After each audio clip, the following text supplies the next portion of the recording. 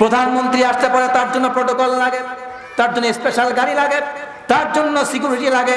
রব্বুল আলামিন হাসরের ময়দান যেদিন কায়েম হবে, সমস্ত আসমানটা তো ভেঙে তছনছ হয়ে যাবে, সূর্যগুলি খসে পড়বে, চাঁদ খসে পড়বে, তারা খসে পড়বে, সমস্ত জমিনটা কঠিন তাপতপ্ত হয়ে যাবে। সেই দিন যেন মুমিন বান্দারা কোনো রকমের হতাশাগ্রস্ত না হয়ে যায়, নিরাশ না হয়ে যায়, তাদের ভিতরে কোনো রকমের যেন ভীতি কাজ না করে।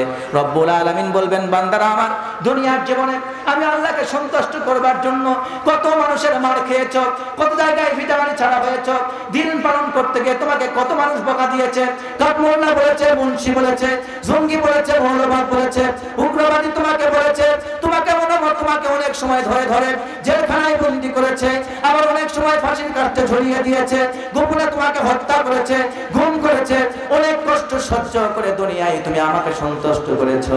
আজকে আর ভয় পাওয়ার দিন না, দুনিয়ায় তোমার সমস্ত ভয় শেষ করে দিয়েছি। আজকে কবর থেকে হাসরের বিচার পর্যন্ত আমি রব্বুল আলামিন তোমাদের সবাইকে নির্ভয়তা দান করলাম। কিয়ামতের ময়দানটা বড় কঠিন হবে। রব্বুল আলামিন বলছেন, লিকুল্লি মিরইম মিনহুম ইয়াওমাইযিন শাআনুন ইউগনি।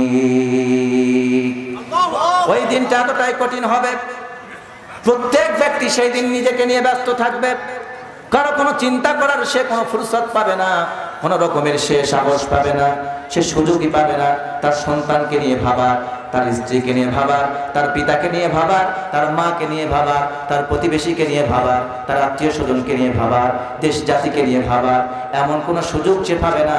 সেই দিন প্রত্যেকেই নাফসি নাফসি, নিজেকে বাঁচাও বাঁচাও বলে সে চিৎকার করতে থাকবে। আল্লাহ রাব্বুল আলামিন বলেন, সেই দিনটা এতটাই কঠিন হবে, ইয়াউমা লা ইয়ানফাউ মালুন ওয়ালা বানুন ইল্লা মান আতাল্লাহা বিকলবিন সালিম। সেই দিন আপনার ধন সম্পদ, সন্তান সন্ততির কোনো উপকারে আসবে না।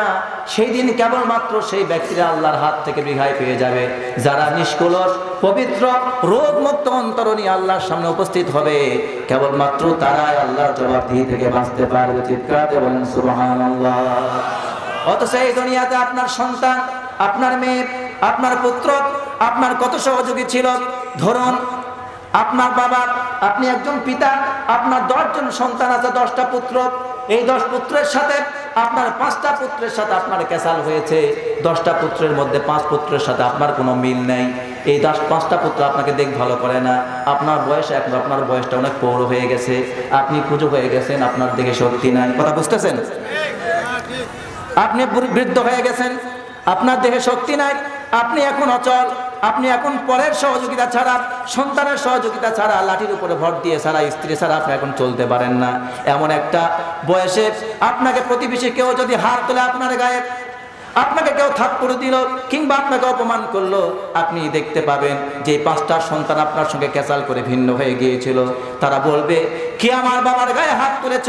আমি বেঁচে থাকতে আমার বাবার গায়ে যারা হাত তুলেছে আমি তা সহ্য করব না।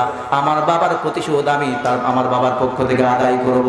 যে সন্তানগুলি আপনার কাছ থেকে রাগ করে বিচ্ছিন্ন হয়ে গিয়েছিল, দুনিয়ার জিন্দেগিতে বাবার রক্তের টানে সন্তানটা একা বসে থাকতে পারবে না, বাবার অপমান সহ্য করতে পারবে না। বলবে, বাবা আমি তোমার সন্তান, তোমার সাথে আমার মতের মিল নেই, আমি তোমার থেকে আলাদা হয়ে গিয়েছি, কিন্তু তার মানে এই নয় আমার চোখের সামনে তোমাকে অপমান করবে আর আমি এটা বরদাস্ত করব, এটা সহ্য করতে পারি না। 5 ভাইকে সঙ্গে করে নিয়ে 10 ভাই একত্রিত হয়ে 10 জন 10 হাতে লাঠি নিয়ে তার বিরুদ্ধে তারা করবে, কারণ ওই রক্তের সম্পর্ক আপনার সন্তানের আপনার নিজের সম্পর্ক, ঠিক কিনা? আমি একটা শিক্ষা দেওয়ার জন্য আপনাকে বলতেছি, কিন্তু দুনিয়াতে আপনি যখন আরো বৃদ্ধ হয়ে গেলেন, এবার 10টা সন্তান আপনাকে পাড়া থেকে অপমান করলো, আপনার সহযোগিতায় এগিয়ে আসলো, আপনার সমস্ত মনোমালিন্যতা ভুলে গেল, ঠিক কিনা বলেন? আল্লাহ রাব্বুল আলামিন আরো সুন্দর করে বোঝাচ্ছেন, শুনুন। এবার আপনার 2টা কন্যা আছে, 2টা কন্যাকে আপনি বিবাহের বয়স উপযুক্ত হলো, একটা কন্যাকে বিয়ে দিলেন আপনার রংপুরে, আর একটা কন্যাকে বিয়ে দিয়েছেন বগুড়াতে। এবার আপনি অসুস্থ হয়ে পড়লেন। আপনি এবার বলুন তো, আপনার যদি আপনার কন্যার কাছে ফোন করেন, আপনার স্ত্রী কিংবা আপনার সন্তানেরা ফোন করে বলে, বোন রে আমার বাবা অসুস্থ হয়ে পড়েছে, একবার দেখার জন্য চলে আয়, হয়তো বাবা বাঁচবে না। ঠিক সেই মুহূর্তেও দেখবেন আপনার কলিজার টুকরা কন্যা সন্তানটি স্বামীর অনুমতি ছাড়া আপনাকে দেখার জন্য আসতে পারবে না, ঠিক না? বলবে বাবা তো অসুস্থ, তবে আমি আমার স্বামীর কাছ থেকে আগে অনুমতি নিই। এমন হতে পারে সে আসতেও না পারে, কিন্তু সে আপনাকে ভালোবাসে। তার মানে এই না যে সে আপনাকে ভালোবাসে না, এটা বোঝাচ্ছি না, আমি একটা শিক্ষার কথা বলছি। একটা আছে বগুড়ায়, তাকেও ফোন করলেন, সেও দেখবেন আস্তে আস্তে তার অনেক সময় লাগবে, ততক্ষণে আপনাকে মেডিকেলে নেওয়ার প্রয়োজন হলে বাড়িতেই মারা যাবেন যদি সময় মতো নেওয়া না হয়, ঠিক না? কিন্তু আপনার এই 10টা পুত্র সন্তান যারা আছে, তাদেরকে আপনার এই মেয়ের আশায় বসে থাকবে? যে আছে কারিমা তেলাওয়াত করা বলছে, আল্লাহ বলছেন ইয়াউমা লা ইয়ানফাউ মালুন ওয়ালা বানুন। আল্লাহ বলছেন পুত্র সন্তানেরা কোনো উপকারে আসবে না। আল্লাহ বলেন না যে মেয়ের সন্তান কোনো উপকারে আসবে না। আল্লাহ বলছেন পরকালে তোমার পুত্র সন্তানও কোনো উপকারে আসবে না। তার মানে দুনিয়াতে একজন বাবার চতুর্পাশে যারা বসবাস করে তারা হলো পুত্র সন্তান, আর কন্যাকে বিয়ে দিলে অনেক দূরে চলে যায়, ঠিক না? আল্লাহ বলছেন এই দুনিয়ায় তুমি যখন বিপদে পড়ো, তোমার কন্যা সন্তান তোমার কাছে আসার অপেক্ষা করে না, পুত্ররা তোমার পাশে দাঁড়ায়। কিন্তু হাসরের ময়দানটা এতটাই কঠিন হবে, সেই দিন তোমার নিজের রক্তের সম্পর্কের এই পুত্র সন্তানগুলিও তোমার ভুলে যাবে। অথচ এই দুনিয়ায় আপনার এই পুত্র সন্তান আপনাকে সহযোগিতা করার জন্য লাঠি নিয়ে আসছিল, ঠিক কিনা? কিন্তু পরকালে কোনো উপকারে আসবে না।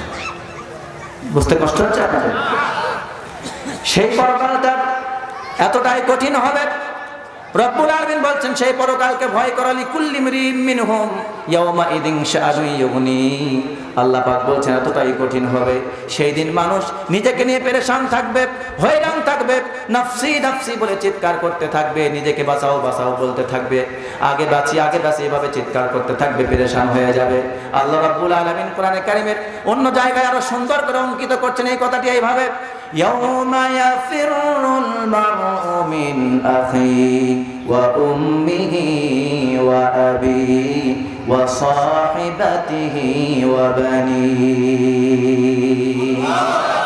আল্লাহ বলছেন ওই দিনটা এতটাই কঠিন হবে, ইয়াউমা ইয়াফিরুল মারউ মিন আখি, ফাররা ইয়াফিরু, অর্থাৎ বাপ যদি কারো পেছনে তাড়া করে তখন লোকটা বোধহয় বসে থাকে, চুপ করে থাকেন, বসে থাকে, কি করে? দৌড় দেয়। আল্লাহ বলছেন ইয়াফিরুল মারউ মিন আখি, সেই দিন প্রত্যেক ব্যক্তি তার ভাই থেকে, ওয়া উম্মিহি তার মা থেকে, ওয়া আবি তার বাবা থেকে, তার সন্তান সন্ততি থেকে, ভাই ভাই থেকে, সকলের কাছ থেকে ওই লোকটি দৌড়াতে থাকবে যে আমি কাউকে সহযোগিতা করতে পারবো না, সবাই নিজকে নিয়ে ব্যস্ত থাকবে, কেউ কারো কথা মনে রাখবে না। চিৎকার দেবেন আল্লাহু আকবার। আল্লাহ রাব্বুল আলামিন বলেন সেই দিনটা যখন শুরু হয়ে যাবে, হাসরের ময়দান যখন কায়েম হয়ে যাবে, সেই দিন মানুষ দুই দলে বিভক্ত হয়ে যাবে। আল্লাহ পাক বলছেন ওই দিন মানুষের এক দলের চেহারা কালো হয়ে যাবে, আর এক দলের চেহারা হাস্য উজ্জ্বল হয়ে যাবে। আল্লাহ পাক বলছেন وجوه يومئذ مسفرة ضاحكة مستبشرة ووجوه يومئذ عليها غبرة ترهقها قترة أولئك هم الكفرة الفجرة আল্লাহ বলছেন সেই দিন এক দলের চেহারা হবে হাস্যোজ্জ্বল ফুটফুটে, হাসিতে তার চেহারাটা টকবক করবে, সুবহানাল্লাহ, খুশিতে তার চেহারা জলজল করতে থাকবে, হাসি খুশি থাকবে। আর একদল ওয়াজুহু ইয়াওমাইদিন আলাইহা গাবারা, আর এক দলের চেহারা মুখমণ্ডলটা হবে ধুলো মলিনের মতো, যেন আজকে মুখটা চোপসে গেছে, চেহারা ভয়ে ভীত আতঙ্কিত হয়ে থাকবে। তারহাকুহা কাতারা, তারা থাকবে মলিন অবস্থায়, ম্লান হয়ে যাবে তার চেহারা। দুনিয়ায় কত বাহাদুরি ছিল, কিন্তু সেই দিন কোনো বাহাদুরি। এই যে মলিন চেহারা, তারা কারা? তারা হচ্ছে উলাইকা হুমুল কাফারাতুল ফাজারা, তারা হচ্ছে কাফের এবং পাপী যারা তারা। আর যারা হাস্য উজ্জ্বল থাকবে তারা হচ্ছে নেককার সালেহ বান্দা। চিৎকার দিয়ে বলেন সুবহানাল্লাহ। সুতরাং এই হাসরের ময়দান কায়েম হবে, এই দিনটা বড় কঠিন হবে। জোরে বলেন কেমন হবে? কঠিন হবে। এই দিনের সূচনা হবে কেমন করে শুনুন। আখিরাত কি জিনিস, কবর থেকে আপনাকে কিভাবে ওঠানো হবে, হাসরের ময়দানে একটা ভয়াবহ চিত্র আমি আপনাদের সামনে একটু উপস্থাপন করতে চাই। কষ্ট হচ্ছে আপনাদের? আল্লাহ রাব্বুল আলামিন কোরআনে কারিমে বলছেন, আল্লাহ রাব্বুল আলামিনের হাবিব সাল্লাল্লাহু আলাইহি ওয়াসাল্লাম বলছেন, মানুষকে হাসরের ময়দানে কিভাবে উপস্থিত করা হবে। মানুষের আমল অনুযায়ী, তার কর্মফল অনুযায়ী তাকে বিভিন্ন ক্যাটাগরিতে হাসরের ময়দানে উপস্থিত করা হবে। নবীজি বলেন, আল্লাহ নবী সাল্লাল্লাহু আলাইহি ওয়াসাল্লাম তিনি বলছেন, কিয়ামতের দিন সকল মানুষকে, যত মানুষ দুনিয়া থেকে বিদায় গ্রহণ করেছে, কবরে যারা শুয়ে আছে, কিয়ামত যেদিন কায়েম হয়ে যাবে, সমস্ত দুনিয়া মানুষগুলি যখন মৃত্যুবরণ করবে, কবরে তারা দাফন হয়ে যাবে, মাদফন হয়ে যাবে, সেই মৃত মানুষগুলিকে আবার যখন কবর থেকে ওঠানো হবে, নবীজি বলেন সেই দিন সমস্ত দুনিয়ার মানব মণ্ডলীকে 3 দলে বিভক্ত করা হবে। জোরে বলেন, কয় দলে? 3 দলে বিভক্ত করে কবর থেকে ওঠানো হবে। নবীজি বলেন, ইহশারুন নাস ইয়াউমাল কিয়ামাহ সালাসাত আসনাফিন, সিনফান মুশাতান ওয়া সিনফান রুকবানান ওয়া সিনফান আলা ওয়ুজুহিহিম। নবীজি বলেন, কিয়ামতের দিন যেদিন কায়েম হয়ে যাবে, সেই দিন কবর থেকে মানুষকে 3 দলে বিভক্ত করে ওঠানো হবে। এক দল হেঁটে হেঁটে হাসরের ময়দানে হাজির হবে, আর এক দল বাহনে চড়ে হাজির হবে, আর একটা দল থাকবে তারা মুখে ভর দিয়ে, পা উপরে তুলে মুখের উপর ভর দিয়ে হেঁটে হেঁটে হাসরের ময়দানে উপস্থিত হবে। নবীজিকে জিজ্ঞেস করা হলো, কাইফা ইয়ামশুনা আলা ওয়ুজুহিহিম। নবীকে জিজ্ঞেস করলেন সাহাবায়ে কেরাম, ইয়া রাসূলুল্লাহ সাল্লাল্লাহু আলাইহি ওয়াসাল্লাম, আমরা তো দুনিয়াতে দেখেছি মানুষ পায়ের উপরে ভর দিয়ে হেঁটে চলে, কিন্তু পরকালে মানুষ আবার কিভাবে মুখের উপরে ভর দিয়ে চলবে, এটা তো আমরা বুঝলাম না, কিভাবে এটা সম্ভব? নবীজি জবাবে বলছেন, ইন্নাল্লাযী আমশাহুম আলা আকদামিহিম কাদিরুন আলা আইয়ামশিহিম আলা ওয়ুজুহিহিম। নবীজি বলেন, যে আল্লাহ দুনিয়ার মানুষকে পায়ের উপরে ভর দিয়ে চালাতে সক্ষম ছিলেন, সে আল্লাহ হাসরের ময়দান যেদিন, কিয়ামত যেদিন কায়েম হয়ে যাবে, সেই দিন ওই মানুষগুলিকে, যারা পাপী হবে, যারা অপরাধী হবে, যারা আল্লাহ নাফরমানি করেছে, এমন ব্যক্তিগুলিকে অপমানিত করার জন্য রব্বুল আলামিন তাদের পা উপরের দিকে তুলে মুখে ভর দিয়ে তাদেরকেও হাঁটাতে সক্ষম। এভাবেই রব্বুল আলামিন তাদেরকে হাঁটিয়ে হাঁটিয়ে হাসরের ময়দানে হাজির করবে। একদল উঠবে পায়ে হেঁটে। কিভাবে আসবে? পায়ে হেঁটে হাসরের ময়দানে হাজির হবে। কবর থেকে উঠতেছে সবাই, সিংহায় ফৎকার হবে, কবর থেকে উঠবে, একদল পায়ে হেঁটে হেঁটে যাবে হাসরের ময়দানে, আর একদল যাবে বাহনে চড়ে। তারা কারা? বুঝতেই তো পারছেন, ভিআইপি জিনিস, ঠিক না? প্রধানমন্ত্রী আসতে পারে, তার জন্য প্রটোকল লাগে, তার জন্য স্পেশাল গাড়ি লাগে, তার জন্য সিকিউরিটি লাগে। রব্বুল আলামিন হাসরের ময়দান যেদিন কায়েম হবে, সমস্ত আসমানটা তো ভেঙে তছনছ হয়ে যাবে, সূর্যগুলি খসে পড়বে, চাঁদ খসে পড়বে, তারা খসে পড়বে, সমস্ত জমিনটা কঠিন তাপতপ্ত হয়ে যাবে। সেই দিন যেন মুমিন বান্দারা কোনো রকমের হতাশাগ্রস্ত না হয়ে যায়, নিরাশ না হয়ে যায়, তাদের ভিতরে কোনো রকমের যেন ভীতি কাজ না করে। রব্বুল আলামিন বলবেন, বান্দারা আমার, দুনিয়ার জীবনে আমি আল্লাহকে সন্তুষ্ট করবার জন্য কত মানুষের মার খেয়েছ, কত জায়গায় ভিটামারি ছাড়া হয়েছ, দিন পালন করতে গিয়ে তোমাকে কত মানুষ বকা দিয়েছে, কাঠমোল্লা বলেছে, মুন্সি বলেছে, জঙ্গি বলেছে, মৌলবাদ বলেছে, উগ্রবাদী তোমাকে বলেছে, তোমাকে অনেক সময় ধরে ধরে জেলখানায় বন্দী করেছে, আবার অনেক সময় ফাঁসির কাঠে ঝরিয়ে দিয়েছে, গোপনে তোমাকে হত্যা করেছে, গুম করেছে, অনেক কষ্ট সহ্য করে দুনিয়ায় তুমি আমাকে সন্তুষ্ট করেছ। আজকে আর ভয় পাওয়ার দিন না, দুনিয়ায় তোমার সমস্ত ভয় শেষ করে দিয়েছি। আজকে কবর থেকে হাসরের বিচার পর্যন্ত আমি রব্বুল আলামিন তোমাদের সবাইকে নির্ভয়তা দান করলাম। সেই দিনটা হবে কঠিন দিন। যারা বলেন, কি দিন হবে? কঠিন দিন। সেই দিনটা যখন আসবে, নবীজি সাল্লাল্লাহু আলাইহি ওয়াসাল্লাম বলেন, এই দিনের দীর্ঘতা হবে 50,000 বছর। কত বছর? দুনিয়ার একদিন, আর সেই দিন কত বছর হবে? একটা দিন হবে 50,000 বছরের সমান। চিৎকার দিয়ে বলেন আল্লাহু আকবার। কিন্তু আল্লাহ রাব্বুল আলামিনের হাবিব বলেন সাল্লাল্লাহু আলাইহি ওয়াসাল্লাম, তিনি বলছেন, কিন্তু সেই দিনে মুমিনদের জন্য সুসংবাদ রয়েছে। রাসূলুল্লাহ সাল্লাল্লাহু আলাইহি ওয়াসাল্লাম বলছেন, ইউখাফফিফু আলাল মুমিন আল্লাহ রাব্বুল আলামিন সেই দিনটাকে মুমিনদের জন্য হালকা করে দিবেন। কেমন হালকা করে দিবেন? কাসসালাতিল মাকতুবা, বলা হচ্ছে সেই দিনটা এতটাই সংকীর্ণ হবে মুমিনদের জন্য। এক ওয়াক্ত ফরজ নামাজ পড়তে, এক ওয়াক্ত ফরজ নামাজ পড়তে, ধরুন সবচেয়ে ফরজ নামাজ কম কোনটাতে? ফজরের নামাজ। 2 রাকাত ফরজ নামাজ পড়তে যতটুকু সময় লাগে, ঠিক এক ওয়াক্ত ফরজ নামাজ পড়তে যতটুকু সময় লাগবে, এই 50,000 বছরের এই দিনটা মুমিনদের কাছে, জান্নাতীদের কাছে, আরশের নিচে আশ্রয়প্রাপ্তদের কাছে এই দিনটা হবে এক ওয়াক্ত ফরজ নামাজের সমপরিমাণ। চিৎকার দিয়ে বলেন সুবহানাল্লাহ। তারপরে আরো কঠিন কি কথা আসতেছে আল্লাহ পাক দিচ্ছেন, কি বলতেছেন রাসূল আলাইহি আল্লাহ রাব্বুল আলামিনের হাবিব সাল্লাল্লাহু আলাইহি ওয়াসাল্লাম বলেন, হাশরের ময়দান কায়েম হয়ে গেল, মানুষ 3 দলে বিভক্ত হাশরের ময়দানে উপস্থিত হলো। মা আয়েশা সিদ্দিকা রাদিয়াল্লাহু তাআলা আনহা, উম্মাহাতুল মুমিনিন, আমাদের সকলের মা, নবীজির প্রাণ প্রিয়তমা স্ত্রী মা আয়েশা রাদিয়াল্লাহু তাআলা আনহা রাসূলকে জিজ্ঞেস করছেন, ইয়া রাসূলুল্লাহ সাল্লাল্লাহু আলাইহি ওয়াসাল্লাম, কাইফা ইহশারুন নাস ইয়াউমাল কিয়ামাহ। তিনি বলছেন, ইয়া রাসূলুল্লাহ সাল্লাল্লাহু আলাইহি ওয়াসাল্লাম, হাশরের মাঠে মানুষকে কেমন করে উপস্থিত করা হবে, মানুষ কিভাবে উপস্থিত হবে, হাশরের ময়দানে মানুষ কিভাবে থাকবে, এই সম্পর্কে আমাকে একটু জানান।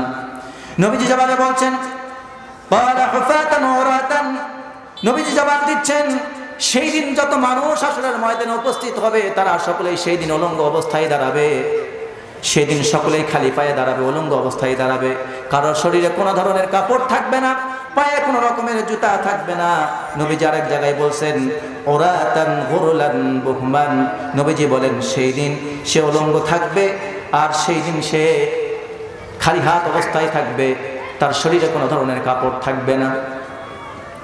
মা আয়েশা জিজ্ঞেস করলেন, ইয়া রাসূলুল্লাহ সাল্লাল্লাহু আলাইহি ওয়াসাল্লাম, আমরা তো স্ত্রী মানুষ, সেই দিন যদি আমরা উলঙ্গ অবস্থায় থাকি আমাদের কি লজ্জা করবে না? মা আয়েশা বলছেন, ইয়া রাসূলুল্লাহ, সেই দিন যদি সবাই, ছেলে মেয়ে সবাই যদি উলঙ্গ অবস্থায় দাঁড়ায়, আমি তো লজ্জা পেয়ে যাব। যারা নারী আছে তারাও তো লজ্জা পাবে, পুরুষরাও তো লজ্জা পাবেই। লজ্জাবতী পুরুষ বেশি না মেয়ে বেশি? মেয়েরা লজ্জাবতী বেশি, ঠিক না? তো মা আয়েশা সিদ্দিকা রাদিয়াল্লাহু তাআলা আনহা তিনি বলছেন, ইয়া রাসূলুল্লাহ, সেদিন তো মেয়েরা লজ্জিত হয়ে যাবে, আমাদের কি অবস্থা হবে? নবীজি করিম সাল্লাল্লাহু আলাইহি ওয়াসাল্লাম তিনি বলছেন, আল আমরু আশাদ্দু মিন আন ইয়ানজুর বা'দুহুম ইলা বা'দ। নবীজি বলছেন, আয়েশা তুমি চিন্তা করছো যে মানুষ একে অপরের দিকে তাকাবে, তোমার দিকে তাকাবে, তোমার দেহের দিকে তাকাবে, নারী পুরুষের দিকে তাকাবে, পুরুষ নারীর দিকে তাকাবে, তুমি হয়তো এটা ভাবছো, কিন্তু বিষয়টা এতটা সহজ নয়, বিষয়টা এতটা সহজ নয়। বলছেন, আশাদ্দু আল আমরু আশাদ্দু মিন আন ইয়ানজুর বা'দুহুম ইলা বা'দ, দিনটা এতটাই কঠিন হবে, ব্যাপারটা এতটাই কঠিন হবে যে মানুষ নিজেকে নিয়ে এতটাই ব্যস্ত থাকবে যে একজন আরেকজনের দিকে তাকাবে এই সময় তো পাবেই না, সাহসী তাদের হবে না, সবাই উপরের দিকে তাকিয়ে থাকবে। আল্লাহু আকবার। হাশরের ময়দান, সুতরাং একদিন এটা আসবে। নবী করিম সাল্লাল্লাহু আলাইহি সাল্লাম বলেন, ওই হাশরের জমিনটা হবে আলা আরদিন বাইদা ফুরআ কাকুরসাতিন নাতিন। নবীজি বলেন, সেই দিন হাশরের ময়দানটা হবে সাদা ধবধবে, পরিষ্কার পরিচ্ছন্ন, রুটির মতো গোলাকার, উঁচুও থাকবে না নিচুও থাকবে না, পুরা জমিনটা সমান হয়ে যাবে, সমান্তরাল থাকবে। আর সেই সাদা ধবধবে রুটির মতো জমিনের উপর সমস্ত দুনিয়ার মানুষগুলি হাজির হয়ে যাবে। হাদিসের মধ্যে এসেছে, হাশরের ময়দানে পৃথিবীর সূচনা লগ্ন থেকে কিয়ামতের যেদিন হবে সেই দিন পর্যন্ত যত মানুষ পৃথিবীতে এসেছিল সমস্ত মানুষগুলিকে যখন দাঁড় করানো হবে, হাদিস শরীফের মধ্যে এসেছে, একজন মানুষ যে কদম রেখেছে, যে এইখানে পা যেখানে রেখেছে এতটুকুন জায়গায় সে পাবে, 2টা পা রাখার জায়গা, বাকি জায়গা সে পাবে না, মানুষ শুধু গিজ গিজ করবে, তারপরেও এতটুকুন জায়গা ফাঁকা থাকবে না। এবার বলুন তো, প্রচন্ড গরমের ভিতরে যদি মসজিদের মধ্যে এসি না দিয়া জানলা কপাট আটকায় যদি প্রচন্ড তাপ হয়ে থাকে, রোদ্রের যদি প্রচন্ড তাপ থাকে, সেলসিয়াস যদি বেড়ে যেতে থাকে, তাপের ডিগ্রি বেড়ে যায়, বলুন তো মসজিদের মধ্যে কি এসি আর ফ্যান ছাড়া থাকা যায়? ঘামের দুর্গন্ধ, হাহুতাশ, হাড়ের যারা রোগী আছে নিঃশ্বাস নিতে পারে না, এসমা যাদের আছে তাদের আরো কষ্ট, ঠিক না? প্রিয় ভাইয়ের আমার, এমন কঠিন অবস্থা হবে, জমিনটা হবে সমান্তরাল, উপর থেকে সূর্যের তাপ শুরু হয়ে যাবে। কি হবে? সূর্যের তাপ শুরু হয়ে যাবে। নবীজি বলছেন এইভাবে, আল্লাহ নবী বলেন, ইযা কানা ইয়াউমুল কিয়ামাতি উদনিয়াতিশ শামসু মিনাল ইবাদি হাত্তা তাকুনা কিদা মিলিন আবিসনাইন। নবীজি বলেন, কিয়ামতের ময়দান যখন সকল মানুষ উপস্থিত হয়ে যাবে, সব মানুষ এবার দাঁড়িয়ে যাবে, কারো ডানে বামে সামনে পিছনে 1 ইঞ্চি পরিমাণ জায়গা কারো ফাঁকা থাকবে না।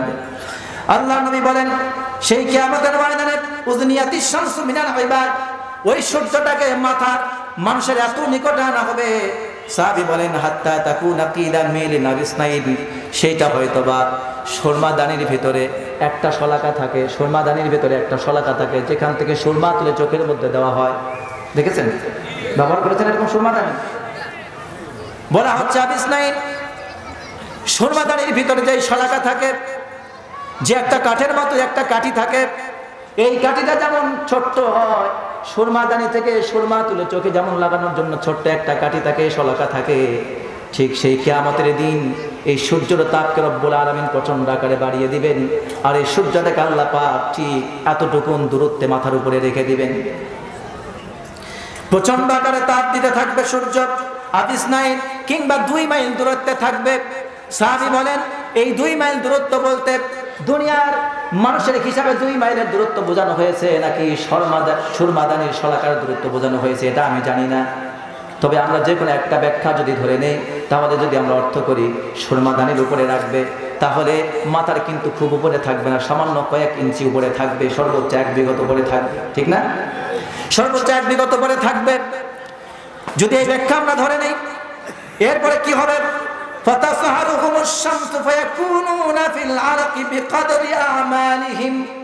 নবীজি বলেন, এরপর সূর্য প্রচন্ড আকারে তাপ দিতে শুরু করবে, তাপের চোটে মানুষকে আল্লাহ রাব্বুল আলামিন সূর্যের তাপ দিয়ে গলিয়ে ফেলতে থাকবেন। সূর্যের তাপে এবার মানুষ তার আমল অনুযায়ী ঘামের স্রোতের মধ্যে ঘাম দিয়ে সমুদ্র তৈরি হয়ে যাবে, নদী তৈরি হয়ে যাবে। এই ঘামের সমুদ্রের মধ্যে মানুষ হাবুডুবু করতে থাকবে। আল্লাহর নবী বলেন, ফামিনহুম মাইয়াখুযুহু ইলা আকিবাইহি ওয়া মিনহুম মাইয়াখুযুহু ইলা রুকবাতাইহি ওয়া মিনহুম মাইয়াখুযুহু ইলা হাকওয়াইহি ওয়া মিনহুম মাইয়ালজিমুহু ইলজামান, রাওয়াহু তিরমিজি। আল্লাহু আকবার। নবীজি বলেন, সেই দিন কারো আমল অনুযায়ী এই ঘাম কারো পায়ের গোড়ালি পর্যন্ত স্পর্শ করবে, আমল অনুযায়ী এই ঘাম কারো হাঁটু পর্যন্ত ডুবে ফেলবে, আমল অনুযায়ী এই ঘাম কারো কোমর পর্যন্ত ডুবে যাবে, আমল অনুযায়ী এই ঘাম কারো চোয়াল পর্যন্ত পৌঁছে যাবে। এইভাবে ঘাম তাদেরকে পিষ্টন করে ফেলবে। নবীজি করিম সাল্লাল্লাহু আলাইহি ওয়াসাল্লাম বলছেন, এমন কঠিন পরিস্থিতি তৈরি হয়ে যাবে, এই ঘাম সূর্যের তাপে আপনার মগজ ফেটে যেতে থাকবে, মগজ গলে গলে পড়তে থাকবে, ঘাম ছুটতে থাকবে। আপনার ঘামের মধ্যে আমি আমার আমল অনুযায়ী হাবুডুবু করতে থাকবো। ওই ঘামের ভেতরে প্রচন্ড তাপে ঘাম করে টকবক করে ফুটতে থাকবে। দুনিয়ায় যদি সামান্য পানির মধ্যে হাত দেওয়া হয়, পাতিলের পানির মধ্যে, টকবকে ফুটন্ত পানির মধ্যে, বলুন তো হাতটা কি আর আস্ত থাকবে নাকি ঝলসে যাবে? কিন্তু কিয়ামতের দিন এতটাই কঠিন হবে, সূর্যের তাপে মাথা ফেটে মগজগুলি গলে গলে পড়তে থাকবে, ঘাম ছুটে যাবে, কিন্তু আপনি মরবেন না, শরীর ঝলসে যাবে, কিন্তু মরার কোনো প্রশ্ন থাকবে না। আর সেখানে মরণ নাই, দুনিয়ায় মরণ শেষ। আপনি চাইবেন, আল্লাহ আমারে মরণ দাও, আমারে মরণ দাও, জান্নাত দাও অথবা জাহান্নামে দাও, তাড়াতাড়ি একটা ফয়সালা করে দাও। এই হাসরের ময়দানে প্রচন্ড রোদের তাপ, নিচ থেকে পায়ের নিচ থেকে এই জমিনের তাপ, উপর থেকে সূর্যের তাপ, আর সহ্য করতে পারছি না, তাড়াতাড়ি একটা ফয়সালা করে দাও। কিন্তু আল্লাহ বলবেন, এখনো বিচার শুরুই হয় নাই, বিচার এখনো শুরু হয় নাই।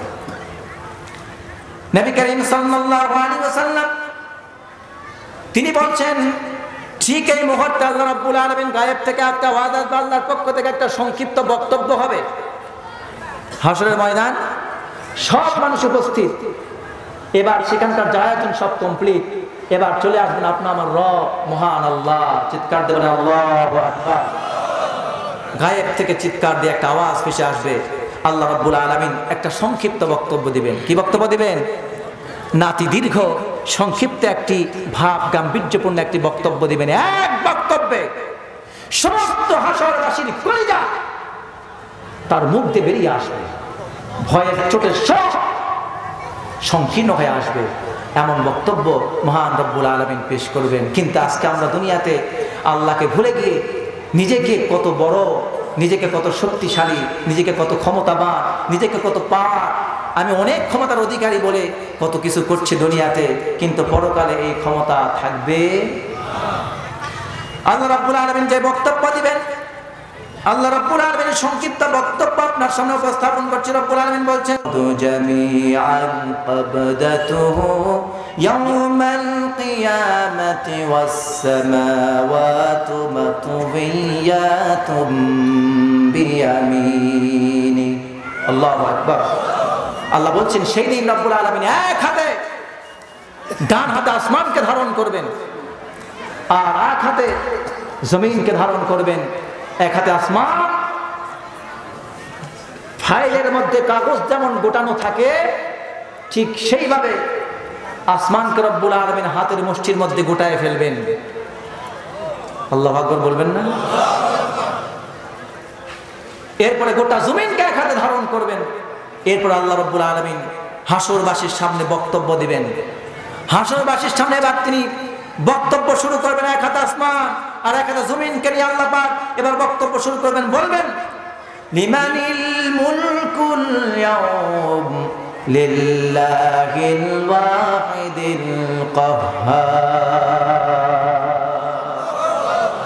আল্লাহ বলবেন, হে দুনিয়া মানুষেরা, দুনিয়ায় কেউ রাজা ছিলে, কেউ প্রজা ছিলে, কেউ বাদশাহ, কেউ ধনী, কেউ গরিব, কেউ সাদা, কেউ কালো, এক দেশের উপর আরেক দেশের প্রভুত্ব, এক রাষ্ট্রের উপর আরেক রাষ্ট্রের প্রভুত্ব, একজনের উপর আরেকজনের ক্ষমতা, এরকম আছে না নাই? ক্ষমতার জোরে মানুষ মানুষকে পরোয়া করে না।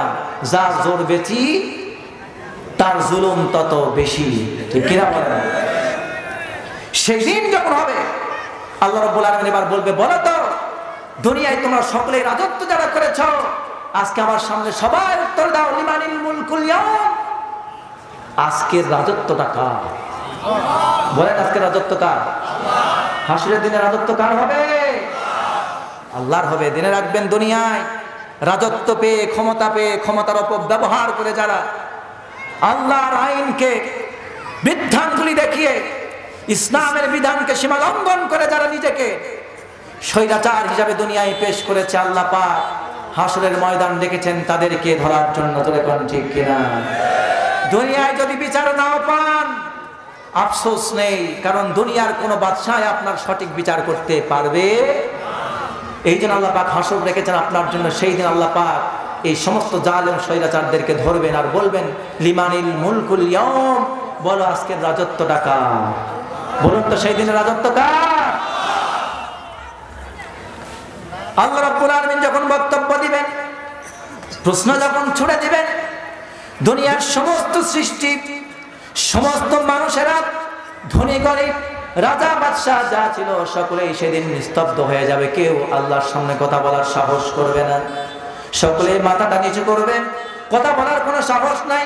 আজকে কে নিজেকে রাজা বলবে? কেউ তো বলতে পারবে না।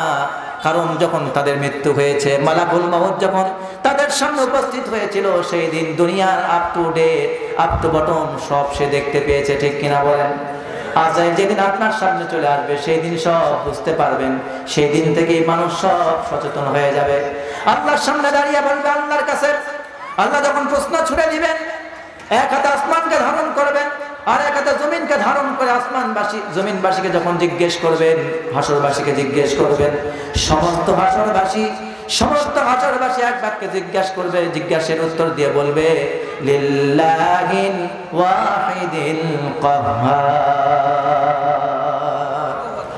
তারা বলবে আজকের রাজত্ব মহাপরাক্রমশালী একমাত্র আল্লাহ। প্রিয় ভাইরা, সে আল্লাহ রাব্বুল আলামিন সেই দিন এই বক্তব্য দিবেন। এরপর তিনি কি বলবেন শুনুন। হাদিস শরীফে তার একটা সংক্ষিপ্ত ব্যাখ্যা রাসূলুল্লাহ সাল্লাল্লাহু আলাইহি ওয়াসাল্লাম তিনি দিচ্ছেন এইভাবে। আল্লাহ রাসূল সাল্লাল্লাহু আলাইহি ওয়াসাল্লাম বলেন, সেই দিন আল্লাহ রাব্বুল আলামিন যখন জিজ্ঞেস করবেন, তখন মানুষেরা কি জবাব দিবে? আল্লাহ রাব্বুল আলামিন সেই কথা বলছেন এইভাবে। আল্লাহ পাক বলছেন আনাল মালিকু, বলবেন আমি রাজা, আনাদ দাইয়ান, আমি শাসনকর্তা। আইনা মুলুকুল আরদ, হে দুনিয়ার একনায়ক স্বৈরাচারের দলের আজকে তোমরা কোথায়?